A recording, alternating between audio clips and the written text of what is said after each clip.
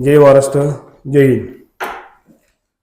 राज्याचे संवेदनशील मुख्यमंत्री एकनाथजी शिंदे साहेब, महाराष्ट्राचे लाडके खासदार संसदरत्न श्रीकांत दादा शिंदे, महाराष्ट्राचे मुख्यमंत्री सहाय्यता निधीचे कक्षप्रमुख मंगेशजी चिवटे सर आणि महाराष्ट्र राज्याचे कक्षप्रमुख शिवसेना वैद्यकीय मदत कक्ष राम हरी साव त्यांच्या मार्गदर्शनाखाली आज मुख्यमंत्री निधी आणि शिवसेना वैद्यकीय मदत कक्ष हा पुण्यामध्ये सक्रिय आहे. सपकाळ साहेब, आताच्या काळात पुण्यामध्ये एक झिका व्हायरस नावाचा एक रोग लई जोराने पसरलेला आहे आणि 10 पेशंट झिका व्हायरस आतापर्यंत सापडलेले आहेत. तर वैद्यकीय मदत कशा करणं झिका व्हायरसच्या पेशंटांना किंवा जर हा रोग झाला तर त्याला काय सहायता देणं? ऍक्च्युली झिका व्हायरस हा कोरोनासारखा अचानक आलेला हा रोग आहे. जरी हा रोग अमेरिकेत 2015 साली अतिशय मोठ्या प्रमाणात उद्रेक झाला, पण त्याच्यानंतर तो रोग अस्तित्वात नव्हता. पण या वर्षी पुण्यामध्ये हा रोग अस्तित्वात आला आहे. त्या रोगाचा अतिशय धोका हा फक्त गर्भवती महिला ह्यांना जास्त आहे. आणि हा रोग ऍक्च्युली अचानक आल्यामुळं शासकीय यंत्रणा खूप धावपळ उडालेली आहे. आणि ह्या रोगासाठी मुख्यमंत्री निधी किंवा शासकीय योजना आत्ता तरी सध्या नाही आहेत. पुढे येण्याची शक्यता? हा, जर हा रोग किती प्रमाणात होतोय, किती रिसर्च किती आहेत त्याच्यावर तो डिपेंड राहील.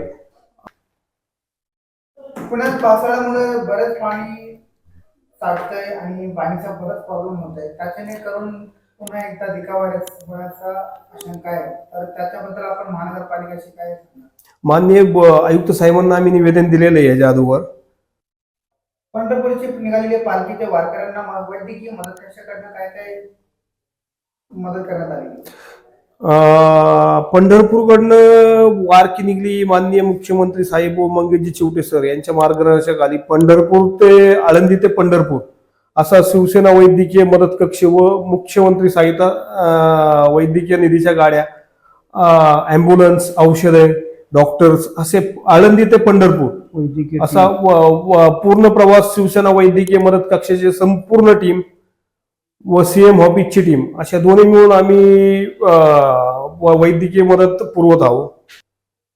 जे गरीब लोक आहेत त्यांना हॉस्पिटलचे बिल भरता येत नाही, जसे की समजा एखाद्याला कुठला सिरियस रोग झाला, हार्टचा वगैरे, किंवा जर एखाद्या मोठ्या हॉस्पिटलमध्ये त्याला जावं लागला तर तिथं ते बिल भरू शकत नाही. तर त्यासाठी हॉस्पिटलमध्ये ट्रीटमेंट थांबवलं जातं.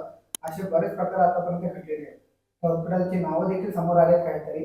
त्यांच्याबद्दल आपलं काय बोलणं आहे? लोकांनी काय करावं? मग कृपया नागरिकांना मी नम्र आवाहन करतो की ज्या हॉस्पिटलला प्रायव्हेट सेक्टर जर असेल तिथं पहिल्यांदा योजनेची माहिती घ्या.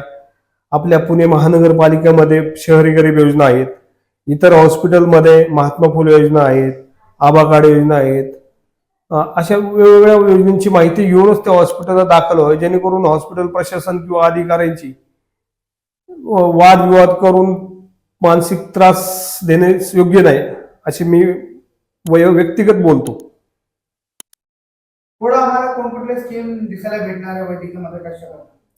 शिवसेना वैद्यकीय मदत कक्षाच्या वतीने मी तुम्हाला बोलणं इच्छितो की येणाऱ्या काही काळात माननीय राज्याचे मुख्यमंत्री एकनाथजी शिंदे साहेब यांच्या मार्गदर्शनाखाली असा योजना अंमलात येणार आहे की हॉस्पिटलला कॅशलेस हॉस्पिटल करण्याचा प्रयत्न साहेबांचा आहे.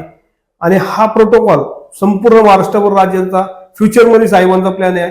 आणि शिवसेना वैद्यकीय मदत कक्ष 100% ह्याच्यात उतरून पूर्ण तळागाळातील नागरिकांना हॉस्पिटलसाठी मदत करण्याचा आणि कॅशलेस सुविधा पुरवण्याचा प्रयत्न